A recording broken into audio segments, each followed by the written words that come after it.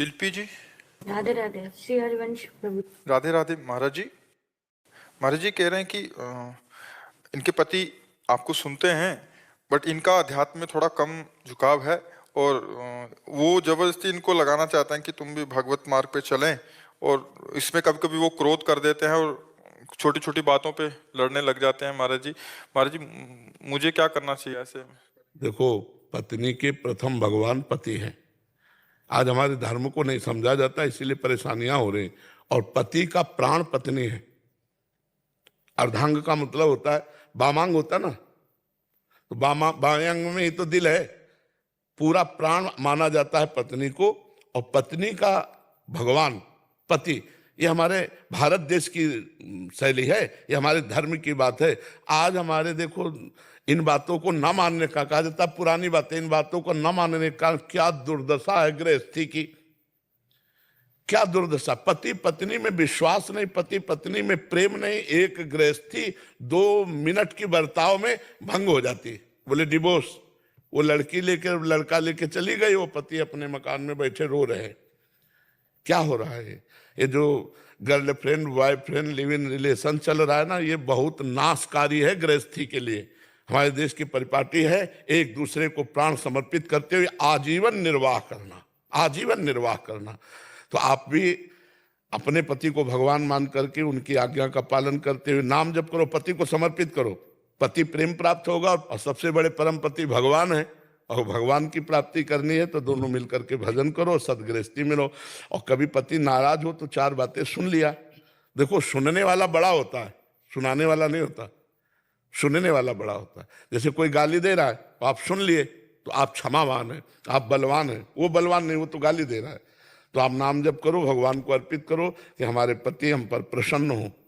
पति की प्रसन्नता, और पति को चाहिए कि जीवन में जो भी हम कर्तव्य कर्म करें, सलाह लेके करें पत्नी से, और उसके मन की कामना को पूर्ण करें, क्योंकि उसका हाथ आपने लिया है, उसने आपका हाथ नहीं लिया। पाणी ग्रहण में ऐसे होता है कि आज से सारी जीवन की तेरी जिम्मेवारी मैं लेता हूं।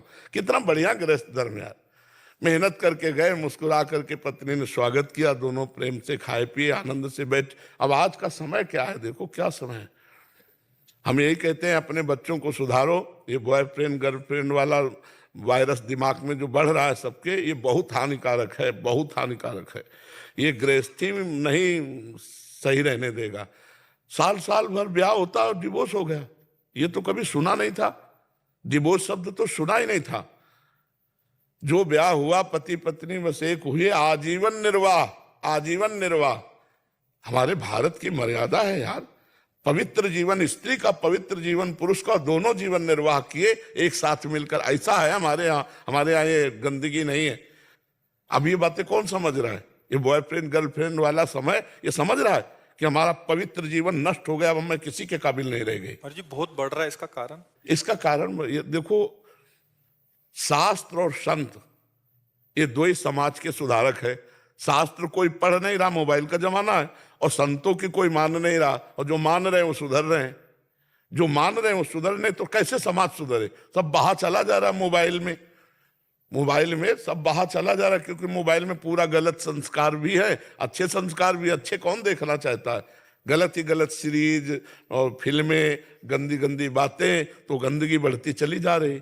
और नए जमाने के बाहर की हवाएं आती हैं। अब देश विदेश सब जाना होता है, तो वहीं के संस्कार बन रहे हैं। खान पान गलत है, बुद्धि भ्रष्ट है, माता पिता का आदर नहीं, गुरुजनों का आदर नहीं, शास्त्र स्वाध्याय नहीं, इसलिए भ्रष्ट हो रहा समाज। अब जो बड़े बड़े संत हैं वो सब अपनी अपनी सीमा में हो गए, क्योंकि जान रहे संसार बड़ा विचित्र है। साधु पहले भ्रमण करते थे, अब भ्रमण करें तो कह देंगे बच्चा चोर है, मार डालेंगे। अरे बच्चा चोर है तो बंदी बना लो, दिन में जांच कर लेना, भारत के ही तो है। नहीं, मार डाला लाठी डंडों से। तो साधु महात्मा अगर गांव गली जाए तो कहो कहते बच्चा चोर है, मार डालें। तो सुधरेंगे कहां से? समाज सुधरेगी संतों के वचन से, शास्त्र स्वाध्याय से, अच्छे आचरण से। अच्छे आचरण कहां से आएंगे जब तक अच्छा संग नहीं होगा? और संग है वही कुसंग, गंदी बातें हैं। तो हमें लगता है कि गृहस्थी बड़ी समस्या में है। ब्याह हुआ, पति पत्नी में प्रेम नहीं, पत्नी दूसरे को प्यार करती, पति दूसरे को प्यार, कैसे गृहस्थी चलेगी? कैसे कुल परंपरा चलेगी, कैसे संतान चलेगी? आप विचार करके देखो। तो इसलिए हमें लगता है कि अगर माता पिता भी और बच्चे दोनों सुधरना चाहें तो बहुत अच्छी बात है। हमारा समाज उन्नति को प्राप्त हो, नहीं तो अवनति को प्राप्त हो रहा है, बहुत अवनति को। आप बच्चों के सामने जो बातें कर रहे हैं उनका संस्कार पड़ रहा है।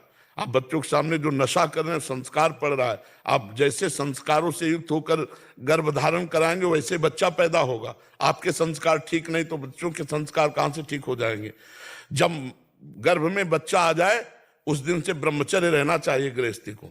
जब तक बच्चा ना हो जाए और समय ना आवे तब तक उसे ब्रह्मचर्य कौन रहता है? तो बच्चों के संस्कार वही काम के वही गंदे संस्कार पड़ेंगे, क्योंकि जैसे माता पिता के संस्कार वही बच्चों में जाते हैं। तो इसलिए सुधार हो, नाम जप करें, अच्छे से चले, सब विश्व पूरा मंगलमय रहे। भावना तो यही, सर्वे भवन्तु सुखिनः सर्वे सन्तु निरामया सर्वे भद्राणि पश्यन्तु माँ कश्चित् दुख भाग भवेत्। लेकिन हमारे अकेले कहने से नहीं होगा, आप भी सुधरो तब होगा। वैसे काफी सुधार भी हो रहा है, सुनते हैं।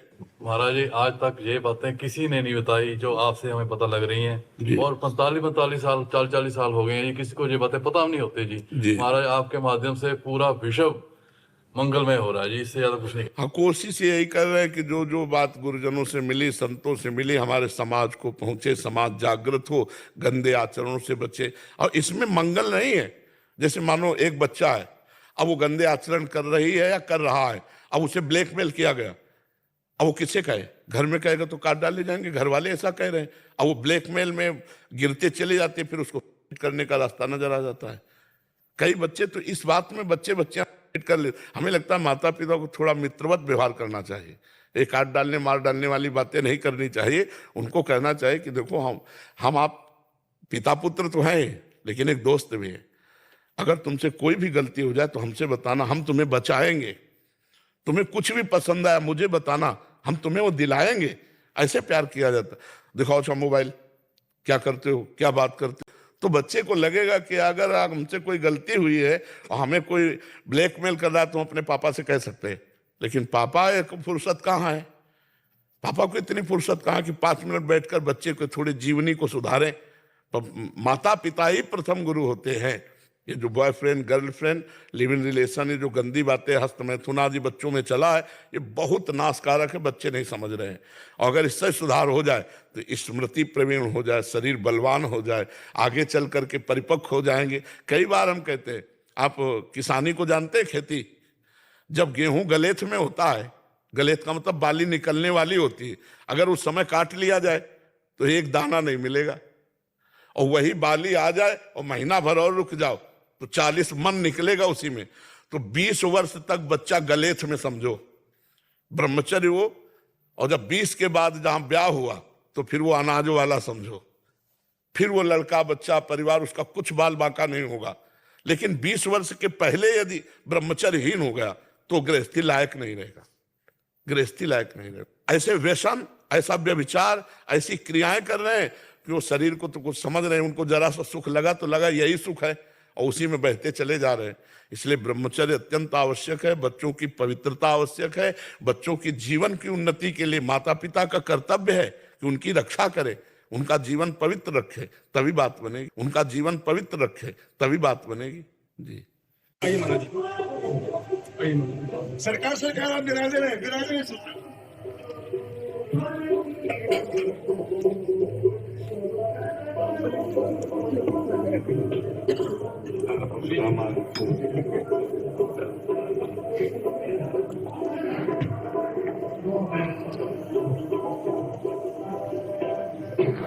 आज सरकार आज सरकार छोटे कैसे बात करें।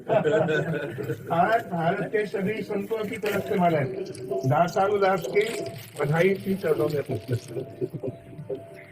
आज हम सभी संतों का परम आह्लाद क्या देने वाले आपको श्री ठाकुर जी ने प्रकट करके ये हमारी इस भारत भूमि को हम तो आपकी कथा सुन करके ही है जो कुछ आपकी जूठन से ही है। महाराज जी वास्तव में आज रोम रोम संतों का खिला हुआ है। श्री राम सुखदास जी महाराज कहते थे कि एक संत ईमानदारी से विनय करता है, पूरा राष्ट्र मजबूत होता है। आपको बहुत अच्छी लगे। श्री जी कितने प्रसन्न है, ठाकुर कितने प्रसन्न, उसकी कोई तुलना नहीं है। आज इसमें ये देखो कि एक यंत्र काम कर रहा है पर यंत्रिक कोई नहीं समझ पा रहा है, हमारे गुरु जी का। हमारी हमको जिनको देखते हैं भाई हमें तो बस सीधा है, आगे कनेक्शन आप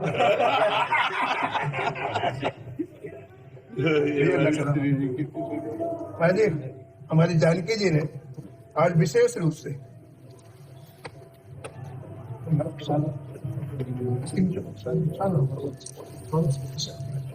भाजी ये हमारे किशोरी जी ने आपके लिए भेजा है, जानकी जी। जरूर जरूर। और किशोरी जी ने मुझे किशोरी जी के लिए एक इत्र भेजा हमारे, बहुत अच्छा इत्र मुझे, इसका कमेटी का एडजस्टमेंट का है। ये राधा सभी ये राधा और बहुत प्रसन्न होगी किशोरी। राधा पीजू के लिए प्रकट।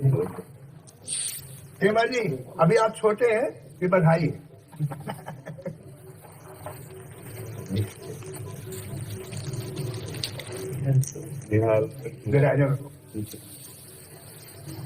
हेमा जी छोटे बच्चे से कुछ भी ले लो, बड़े हो जाने के बाद कोई दिक्कत पड़ती है।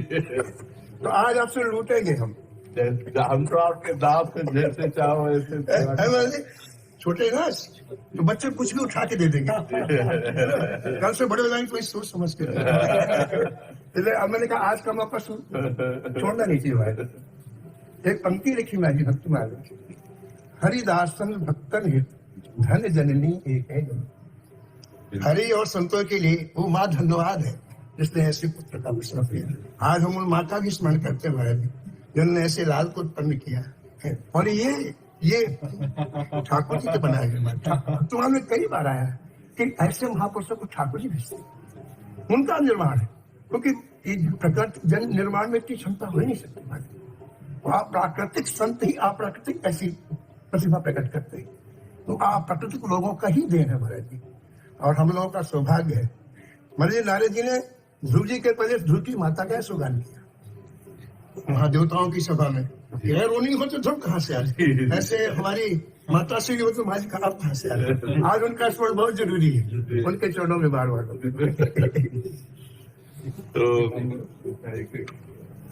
वैसे चरणों में नमन है।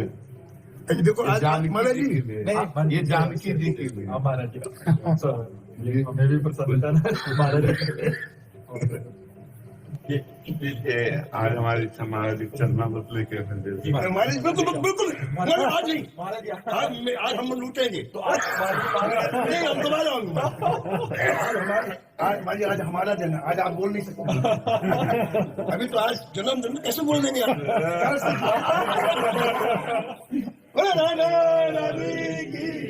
श्री महाराज